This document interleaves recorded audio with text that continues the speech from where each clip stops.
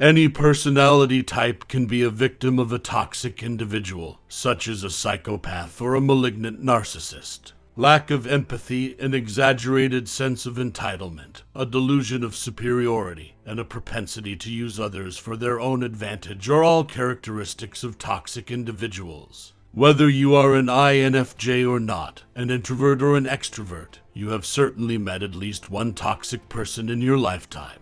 Having said that, it's intriguing to observe that INFJ personality types are disproportionately represented on sites like Psychopath Free, a community for those who have survived narcissists, sociopaths, and psychopaths. INFJs might be a little more likely than other people to attract toxic people. It can seem strange that one of the most genuine personality types could get involved with someone who is unauthentic and merely attractive on the surface. But there are a number of valid reasons why these two individuals might be drawn to one another.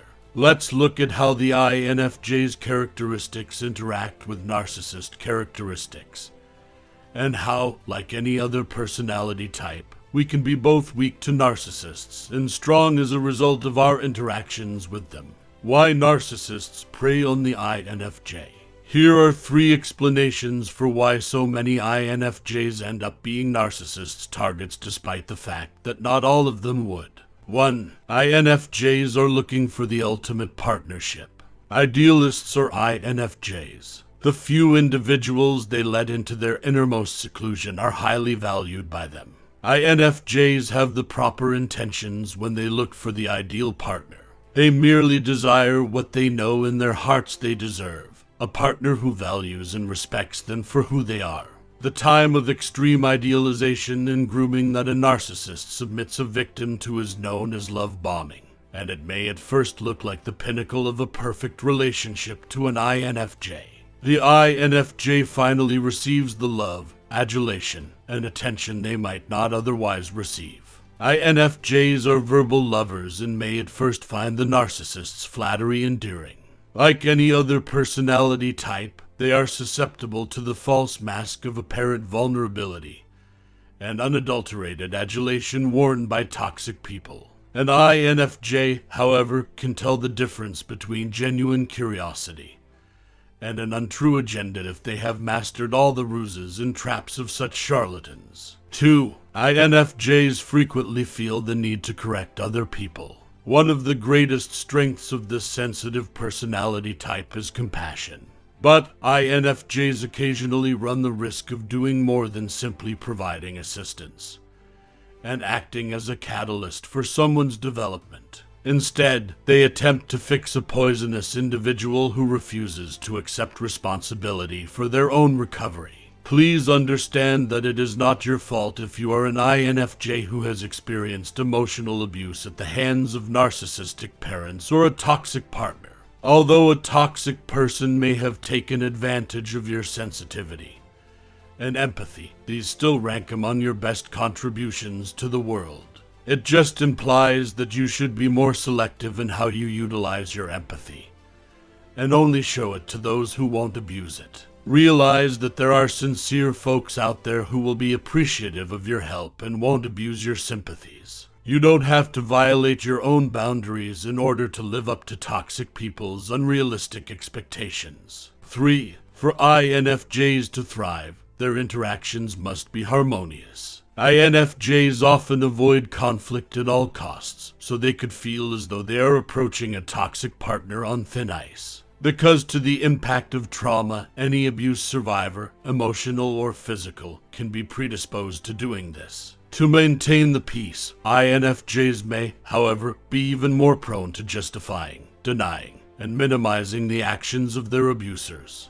The INFJ may be gaslighted by narcissists into believing that any treatment they receive is all in their head, while in reality, their sensitivity is warning them of unwholesome conduct or even danger. The afflicted INFJ could hear this from abusive partners, relatives, or friends who accuse them of being too sensitive. INFJs can be quite sensitive, it's true, but they can also think critically and know when their limits have been breached. If the INFJ does speak up, they might feel the need to retract their remarks. The issue is that, despite lengthy discussions about their behavior, when you apologize to a toxic person who consistently harms you, you disobey the inner voice telling you that this relationship is unhealthy. You start to understand that you're not the one who is sensitive. Even while toxic people can have extremely sensitive egos and may lose their cool when they don't get their way, they are actually the ones who lack empathy. How INFJs might defend themselves from narcissists.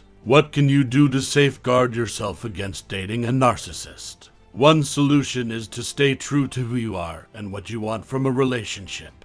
Don't assume that everyone who at first glance seems like the perfect friend or partner actually is. In order to reach the genuine thing, one of the major hurdles for INFJs is learning to value ourselves and our instincts above the appearance of the ideal. In many circumstances, romantic love develops gradually out of compassion. A brief moment of chemistry does not always signify the possibility of a lasting relationship. Be patient and give the connection time to grow before going all in. Watch how the other person behaves in a variety of settings and with various people. How, for instance, is the restaurant waitress treated there? Its mother, friends of yours. Early on, watch out for warning signals and indicators that the connection is good for you. How to break away from toxic people for INFJs. It could feel impossible to get yourself out of a relationship with a narcissist if you are in one. The good news is that INFJs can use their fire spirits to get rid of a toxic circumstance. INFJs have a strong desire to put an end to injustice, and they may even take drastic measures like removing everyone from their lives who behaves badly. If they're willing to face confrontation head-on, INFJs can use their stubbornness to their advantage when severing relationships with narcissists. Then they will be able to lead the healthy lifestyles they deserve.